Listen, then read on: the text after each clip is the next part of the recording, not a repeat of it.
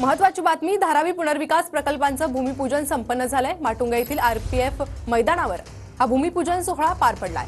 तर डीआरपीएफएल कडून प्रकल्पाचं भूमिपूजन झाल्याची माहिती देण्यात आली आहे। प्रत्यक्ष कामाला सुरुवात करण्यात येत आहे असं देखील त्यांच्याकडून सांगण्यात आलंय। तर मुख्यमंत्री माझी लाडकी बहीण योजना असंच म्हणा असं शंभूराज देसाईंनी म्हटलंय।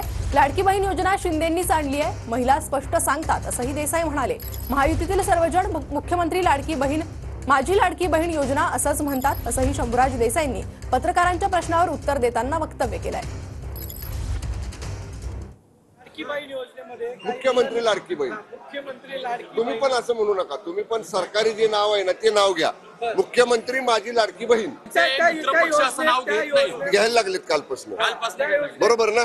म्हणजे नाही काय व्हायचं, थोडस नवीन योजना होती आणि मग योजना घेताना बऱ्याचदा असं व्हायचं अनावधानानं। पण आता काल परवापासून जर बघितलं तर आता सगळे पक्ष महायुतीतले या योजनेचा उल्लेख करताना मुख्यमंत्री माझी लाडकी बहीण, की महिलांना विचारलं की ही योजना कोणी आणली तर महिला स्पष्ट सांगतात शिंदे साहेबांनी आणली। त्यामुळे महिलांच्या मध्ये हे नक्की आहे की ही योजना शिंदे साहेबांच्या नेतृत्वाखालच्या महायुतीच्या सरकारनं आणलेली।